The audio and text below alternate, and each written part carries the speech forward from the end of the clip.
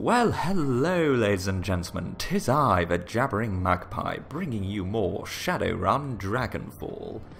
It has honestly been about a month and a bit since I've actually recorded anything. I've been relying on a backlog whilst I've been travelling around and doing magpie things. So this is actually recorded on the 23rd of June, which is the day if Britain decides whether or not to drive our economy down the fucking shitter, so to speak. Guess I'm showing my colours there for Remain. But it will probably be out more than likely a week after, so if memory serves me well, we escorted an elderly man around, and yeah, rest of the memory not so good. Objectives: take the U-Bahn to OTK's international offices, raise 50 grand to pay Alice. Okay, anybody to talk to? I can't remember anybody's accents. Let's see if I can donate anything. Nope, Samuel doesn't want any money. Oh, the Mag Civic Centre. Awesome. Lane, do you have anything new to say? Lane looks to have mostly recovered from whatever happened the other day. A few butterfly stitches keep closed lacerations on his face, and his damaged prosthetic looks to be functioning normally once again. And what brings you around today? Unfortunately, Lane is Finnish and I can't do a Finnish accent. All I know is perkeli, or something like that, which just means fuck. And sisu, which means bravery. I want to talk about what happened the other day. The old soldier glowers, but given his physical handicap and his recent injuries, it hardly makes for an intimidating figure, troll size notwithstanding. Hang my hope, I'm not a child, man. I'm not helpless, and even if I was, leave me to whatever fate I've earned. Who was it? Someone who heard an unfounded rumour, a rumour about me joining with ORC, presumed favoured poly club among those trogs. Maybe he was humanist, or maybe he was another flux fanatic who thought that the balance of power would be upset by me joining the ORC. I don't know, and I don't care, I just want to be left alone. I'm assuming the ORC are Orc and Troll Rights Organisation, or Militia, or... they're an organisation involving these guys. What did they want? He wanted to dissuade me from lending my voice to experience to any pro-metahuman parties. I tried to talk him down, tried to explain my fighting days are done, but he wouldn't believe me. Bastard made a liar of me when I beat him with my crutch. Will they be back? Not if they know what's good for them. Last time they caught me alone, taking a shortcut through an alley. I won't make that mistake again. I'm sticking close to home, close to Samuel and his people. They won't shy away from a fight. Alright, we'll leave it at that for now. He just grumbles.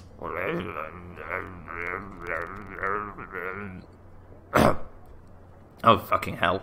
That brought up more phlegm than should be humanly possible. Sweet Igua. I'd like to hear more about your part in Euro Wars. Lane sighs, his weight settling on creaking legs. Problem with a tiny community like the Kreuz Bazaar is that you can't escape who you are. Fine, you want to hear it, I'll tell it. The old troll leans heavy on his crutch and takes a steadying breath. I was a colonel in the Finnish army during the first Euro Wars. The Jaeger Brigade was mine. For decades we'd used ATVs, Nasus and bandwagons, mostly slow lumbering things but built for snows of the Lapland. I was the one who changed all that, moving us over to the T-birds. It made us fast and nimble. The Russians were still slow, and although they had us outnumbered and outgunned, we could run circles around them. I'm not sure when, and I'm not sure who, but the comparison was made to Rommel. Arctic Fox followed soon thereafter. But I don't celebrate the title. Far from too many young soldiers died under the command of the Arctic Fox. This is why some asked me to fight. This is why I refuse. I won't take up any more of your time. Fucking hell, Lane was a badass. Reaching the rank of Colonel And Jaegers are usually the most fucking stalwart, best light infantry of Nordic armies. How's Slimmy Kimmy? The girl stares blankly into vacant sky. She's still sporting a black eye and has fresh tears on cheeks, but she doesn't seem to have noticed them. You don't look so good. It doesn't matter how I look out here, only how I look in here. Kim touches a skinny finger to her temple. She then lowers her gaze from the heavens and regards you, her eyes showing slightly more clarity than before. Been thinking, remembering, wondering. Do you want to talk about that black eye now? Zack said not to. He said I might get hurt again. Oh, Zack. Did he do that to you? What? No, of course not. Zack wouldn't hurt a fly. But the man who did this knew Zack. He said he used to work together before they came to Kreuzbazaar. But he said he wasn't allowed to stay because of Monica. She said he was bad for Kreuzbazaar and the man didn't like that. Now he wants to come back. He wants to be the new Zack. He told me he had better stuff. Let me try it. But then, she touches a finger to her black eye. He said to tell Zack that he was coming to take what was his. Don't worry, Kim. We won't let him come back. If you say so. So what have you been thinking about? Kim hugs herself tightly around her midsection, drawing herself in and doing the impossible of making herself even thinner. I'm not sure I want to talk about it. I only talked about it with Monica. I'm here to listen, just like Monica was. Okay. She takes a breath to ready herself and bites her lip as her eyes search the unseen. Monica said that I would forget. She thought that Sims might help. In there, I'm strong. I never have to lose anyone. But then I came back out, here, where children played in the streets, and I remember when I see Doc Cascabel, and I remember. He was mad at me for losing her, but now I don't know if he even remembers. He looks right through me, but I did what he told me. I saw him. Every month I took the medication. I got as much food as I could, but he said I wasn't enough. I would never be. Monica said a mother is always a mother, even when her baby dies inside her. She said she would go to heaven.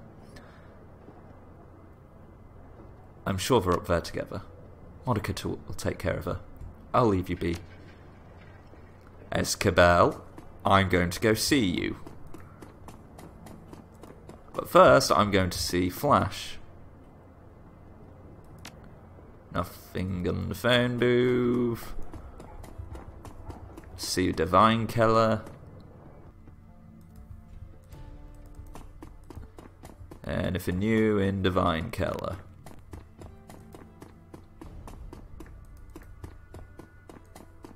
Let's talk to Lucky Strike.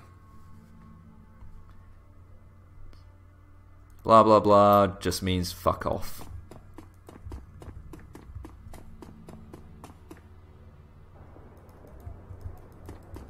Escabel. Ugh.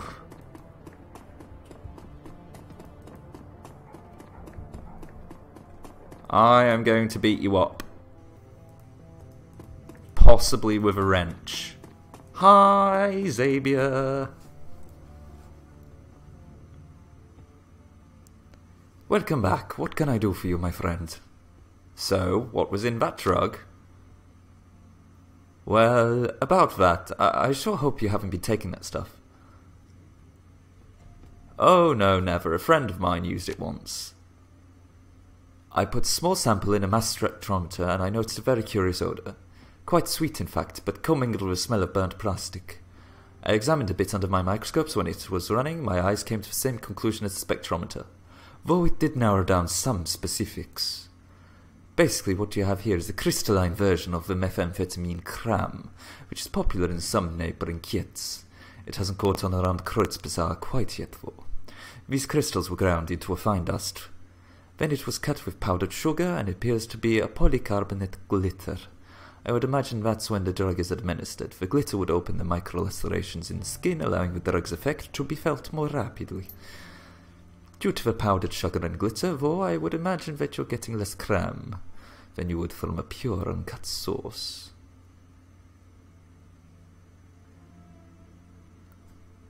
So I probably shouldn't take this. No. I should go. Take care. Okay, turns out I didn't need to beat up Escabel. He was quite forthwith with the information. Let's go beat up Zack. Zacky! Hello. Welcome back, my throne. What can old Zack get you? Yeah, I have completely forgotten what voices I did for everybody. I'm so sorry, so there will be some changes. What's the deal with your special concoction?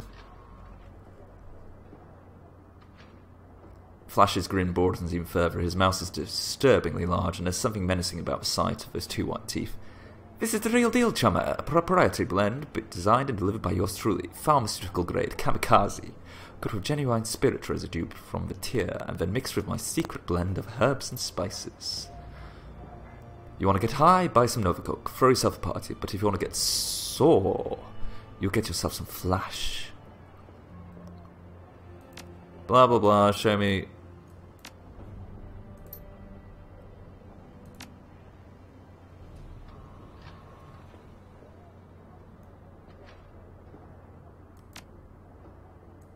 We've already been through all this.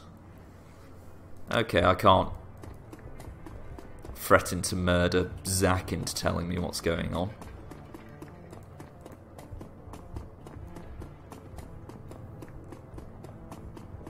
Gunari!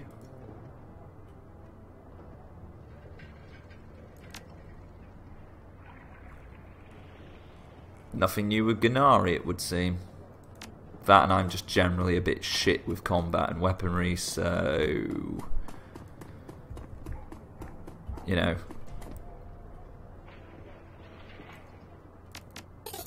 Have some money. So I can't use any of the fucking juicy delights he has got available.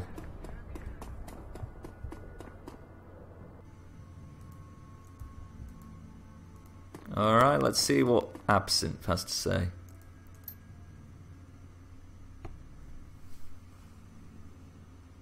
Max, when you speak with the men who are not men, the fleshy puppets imprisoned behind glass, you must remember that they dream. They may not be real people by your definition of the term, but they do have dreams.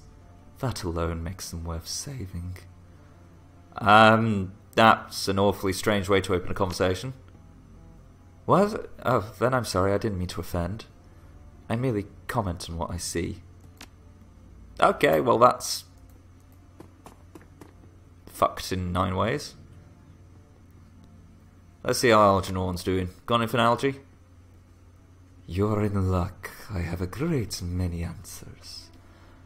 Algernon, what do you know about the great dragon Feuerschwinger? The elf ponders for a moment, twisting a ring on his right hand. Feuerschwinger, the Firewing. That is a name that I haven't heard in some time. Over 40 years, I believe. Though I cannot say for certain, time and I do not get along. She was among the first of great dragons to be awakened, and the first to be killed by meta-humanity, or so the story goes. Looks like I asked the right person. You have insight? I do, into a great many matters. Absinthe interjects. A great dragon is not like the other awakened creatures, whereas a basilisk is nothing more than a Komodo dragon whose genetic structure was mutated by magic's return. A great dragon is a creature of magic, a creature that has seen more than one cycle of the world. This is the 6th. When a great dragon falls, the sound resonates across time and space. And therefore you would know. He opens his hands. I am merely suggesting that the story is incomplete. Feuerschwinger awakened along with the Lofir, Nebelherr, and the Kaltenstein. Around the first decade of the century, she was first seen over the Harz Mountains, and after a long flight announcing her presence, she began raining fire on every town and village she came across. Why the attack? Think she was protecting her lair? No one knows. The Feuerschwinger was never engaged in dialogue. German military forces are said to have killed her over the SOX the year she emerged. This after months of fire, devastation and terror. Her body was never recovered. Whenever I hear the body was never recovered, I immediately think, faked her own death. Beware the Holovitz, my friend, they will rot your brain. Nevertheless, it is possible that the Firewing still exists. Dragons are cunning, quite quite cunning, and a sealed emergency zone is by its very nature sealed. We cannot know what happened inside with certainty. One must wonder what effect the radiation from the nuclear meltdown might have had upon her. Theories? I do not deal in theory. Despite her death, there is a rumour that she may have been seen over Iceland sometime after her fall, but it was never confirmed. Some speculate that the viewer witnessed her astral form and her body still lies within the SOX. Now, is there anything else you need to know? What can you tell me about the adversary? The shamanic idol, you mean? An unusual request. Why do you wish to know? It's a long story. Suffice to say that someone I know has dealings with the thing. Interesting. First, tell me what you already know. I will then do my best to fill in the gaps. Well, essentially, isn't he a bit Satan-y? I see. Very well, young elf. I will tell you what I know. The adversary is a totemic embodiment of a rebellion. It is an anarchist, a usurper, a betrayer, and a symbol of defiance. It is a proud idol, utterly sure of itself and its mission. The majority of its followers are arrogant and cruel. Not the most pleasant people, truth to be told. That said, the adversary can be interpreted in different ways, just as any idol or totem can. Some of its followers are worse than others. But they're all bad, right? Not necessarily. After all, rebellion can be a positive force if it is harnessed in by the oppressed. If I wanted to topple an authoritarian regime, I could think of a worse allies to have at my side. That said, trusting the adversary would be a mistake. It is a treacherous idol, and all of its alliances are temporary.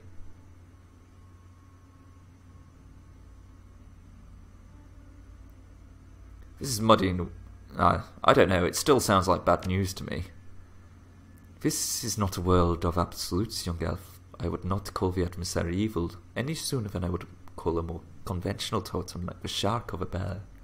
All can be destructive, yes, and cruel, but none are intrinsically so. So the adversary isn't what I've been told. The Christian tradition, that much of Germany adheres to argue that the adversary is Lucifer, yes, but many traditions would disagree. You would do well to remember that you live in the oddity amongst 6 world nations. Traditional religions, iconography still permeates German culture. It is any surprise that the people here might learn towards viewing an idol like the adversary through a more traditional lens. No, I suppose not. Personally, I feel that calling the adversary a devil is an oversimplification of the truth. It is both more and less than Christian doctrine would have you believe, but that is a question for the philosophers. And now, young elf, I have a question for you. No, not a question, a request. I would like you to tell me about your friend's dealings with the adversary, and I would like you to be thorough. I can't do that. That story was told to me in confidence. A fact that I can appreciate, but I want you to know that the adversary has been up to. And after all of the help that I've offered you, I think you owe me the information. You don't need to put a name to your friend. Give him or her an alias. But tell me the story so that I might better guide you on the road ahead. Oh, fuck sticks. Fuck it. Algernon is a being who transcends space, time, and other wibbly-wobbly bullshit, so... Oh, I'm sorry, Glory. I'm so sorry. I love you dearly. You are my fucking cybernetic waifu, and I'm going to have a quick drag of the old vaporizing e-cigarette, for I am a hipster of the world, to steady my nerves for this one, but I will have to tell you. But first...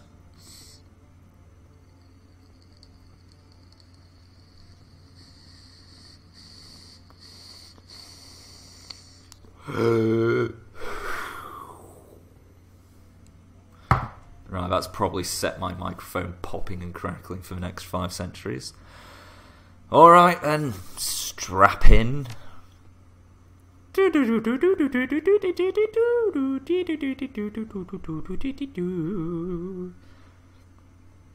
hearing your story, Vitalis Mongol leans back in silent contemplation. Well, considering your friend's upbringing, it's no surprise she views the adversary as a devil figure. She interpreted her experiences through the lens that she was given. That makes sense. The elf pauses, stroking his beard in quiet contemplation. The silence stretches for several seconds before he continues. I find this Harrow figure, the leader of your friend's old commune, to be deeply troubling. He is clearly a toxic shaman working in service of his own warped views of the adversary.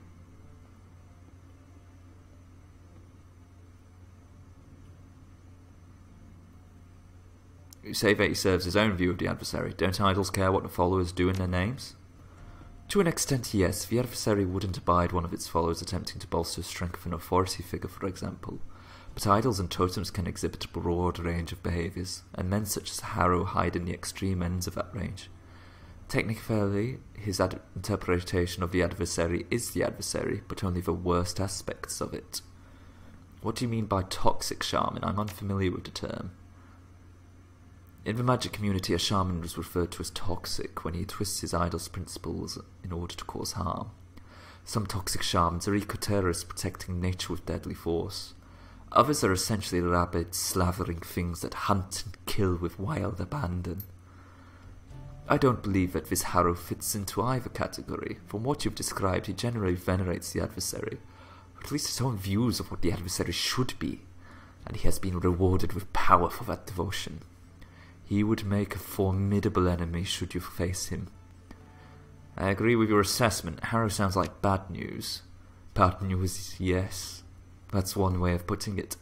Such men have been responsible for many terrible things in the awakened world, and they are not to be confronted lightly. I'll be careful.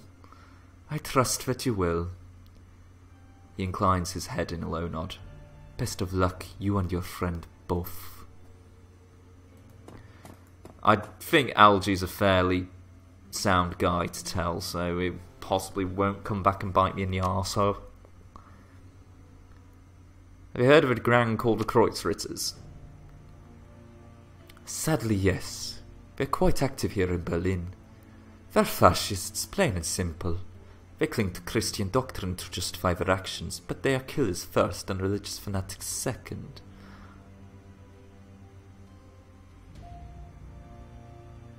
Just what is the deal with religion here anyway? I've never paid much attention myself. Well, it's complicated. We stand in a country that has clung to its religious heritage with considerable zeal. In much of the developed world, the awakening shifted public perception away from organised religion, but here in Germany it has the opposite effect. While many developed nations have adopted spiritualism, some here might call it paganism, as the de facto belief system, the Germany of 2054 remains a Christian nation. Whether that's a good thing or a bad one is open to interpretation. I may take no stand on the matter either way. I forgot that it's 2054. Ooh. That's like... when did the Great War happen in Fallout? 2077, so that's another 23 years. Oh, cool. A fucking Fallout / Shadowrun fucking world would be goddamn awesome combination. Horrifying, but awesome at the same time, and supremely bleak. Somebody more than likely has already made a friggin' timeline of it. I'm going to browse the Alien Space Bat section of the alternativehistory.net or spacebattles.net. They usually have some really good timelines on there. Sorry, I am a massive alternative history geek and a general history geek and kind of a geek in general. It's a wonder that I ever managed to have sexual relations with anybody. It must be my great Hispano-English charm and my enormous phallus. Yes, that would be it. Huge, like a baby's arm. Yes. Well, that's enough about my penis. Back to the game. And what do you believe? I am a simple traveller and seeker of truth. I believe what I directly observe, and I have observed. His voice trails off and a corner of his mouth twitches up into a smile. Much. In my view, all belief systems are essentially different ways of interpreting the same thing. Magic is an underlying force of the universe. It is a fundamental truth. Religion is the lens that societies use to focus the enormity of that truth into something that the people can understand. But what is the source of magic? Where does that truth come from? You ask a question that has no answers, young elf. He strokes his beard, a contemplative look on his face. My experiences led me to suspect that magic is its own source. You may, of course, choose to believe differently. It matters little to me either way. Intriguing. Well, you've given me a lot to think about. It was my pleasure. Now, is there anything else you need? I've got to go. Can I interrogate Algae for anything else? No, I cannot. It is done. And shit, we're almost out of time. Shit, it's been another talky episode. Sorry about that. This is the thing with this game. There's so much fucking rich writing and history, and the characters are so well done that we go from an episode of action, fucking storming the gates of a megacorp, to just chatting. I rather like that, but I don't know how interesting a viewing it makes it. Some people get turned off by that kind of thing, some don't. Cammy doesn't have time of day for me. Back to Cafe Setzi.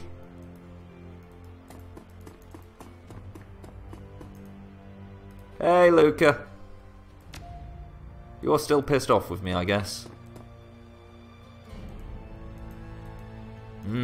Caramel soy calf. I've never been one for flavoured coffee, I'm afraid. Welcome back on a Defendim. How may I serve you? Found this liquor on my travels. Is it worth anything? No, not quite. I receive cases of this for less discerning clientele. I could offer you maybe 10 new yen. I'll just hold on to it. I could get a guard drunk. Shit. I would at least know my booze. That's one thing I know. How to get completely and utterly arseholed at the drop of a bloody hat. That is a great skill. The grenade launcher is pretty awesome, but I possibly might need to... I'll check the stash, check back at base, and then we'll set ourselves up for the next mission. Oh, let's talk to Blitz, seeing as we got his arse out of trouble. Oh, hi, Chief. You're back. And you've got the box, right? He takes a step forward to you, his hand extended. Give it here, if you please. Here's your mystery box, Blitz. Enjoy. Oh, in fact, let's just talk about the fiasco first. Yeah, okay, sure, we can do a little talk about it. A post-mortem of the ops sort of thing. For my part, I'd say it went great. I mean, mission accomplished, right? All's well that ends well, and that...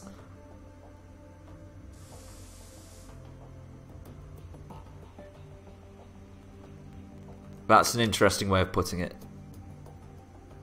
Well, I mean, it wasn't a complete disaster. I mean, we won, right? Nobody's going to cut my thumbs off, and that's what's important.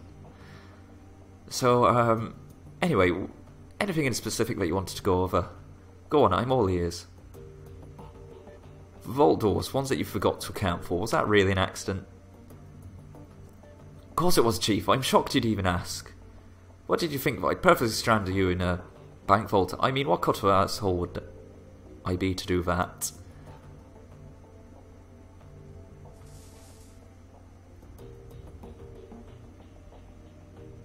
If it wasn't part of your plan, then it was an oversight of epic proportions. You can see how much that isn't better, right?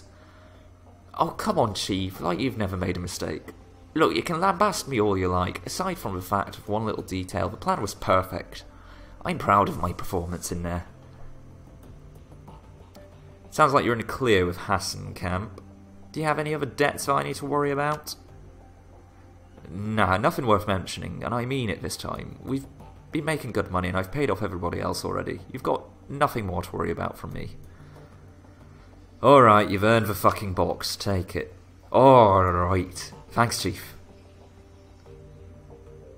Blitz turns the box over and over in his hands, a huge grin on his face. Let's plug this puppy in and see what it does. With a series of deft motion, Blitz pops up the plastic cover on an unused expansion slot in his cyberdeck and slides the mystery box home.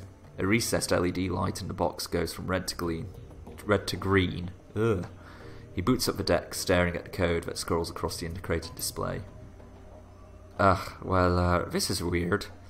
Data hard-coded onto this thing is jam-packed with comlink software. Looks like it has protocols for all the major brands. System-level tools. And there's something else. What do you see, Blitz? Slowly a smile spreads across his face. This thing is like a master key for communication systems. If this block's plugged into my deck, I could hack the comlink of just about anyone in the same room as me. How is that useful? He scoffs. Use your imagination, Chief. Just about every security goon in Berlin is wired to a comm system of some kind or another. If I can hijack those comms, then I can cause all sorts of confusion in the ranks of our runs. This is one hell of a toy. I can see why Grinder wanted it. I can't wait to see what you can do with it. Yeah, Chief. Me neither. Is there anything else that you wanted before I can start playing around with this thing, Chief? I'm satisfied. Let's talk about something else. How's the Emil thing going? Any luck with the search? Yeah, actually, I've got some headway. For the first time in a year, I've got a solid lead. Thought I looked everywhere. Between my contacts and myself, we scoured all of M's old haunts, both in meat space and the Matrix. But all I never thought to do was dig for clues in my own cyberdeck. It seems so obvious now, but back when I couldn't see it, I mean, she was running from me, right? So why would she leave breadcrumbs for me to find? Anyway, I did some housekeeping and I discovered something on the morning that Emil disappeared.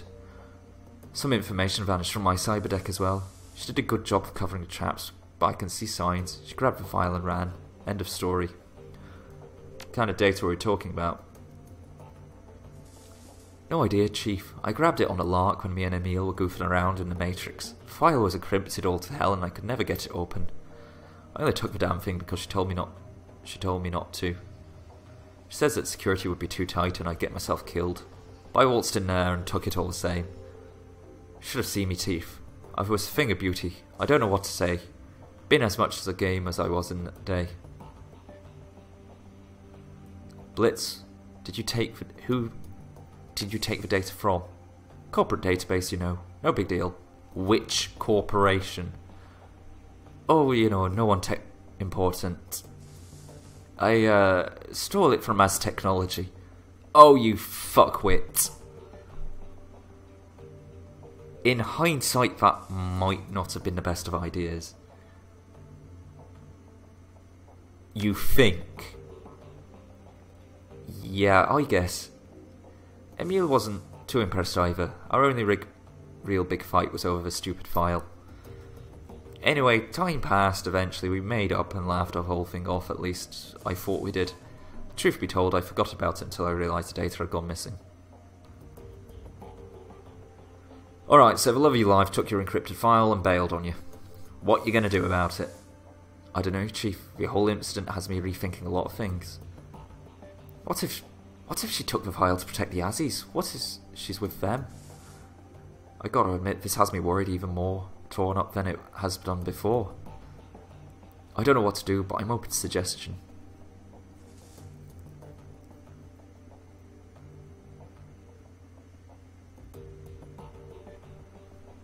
You've got direction to look for it. If you're back in the Matrix, go back in and find her.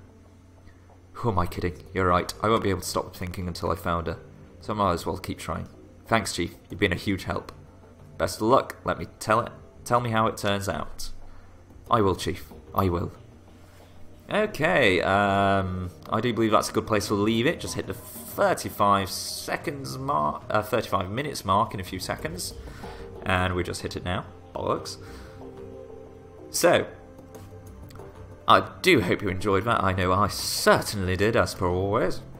And a huge tatty bye from me and Mr. Tamnus. Do leave a like, a comment, a subscribe, or even a bit of a dislike if you did not enjoy the proceedings. And I will catch you next time with more Shadowrun Dragonfall. Tatty bye.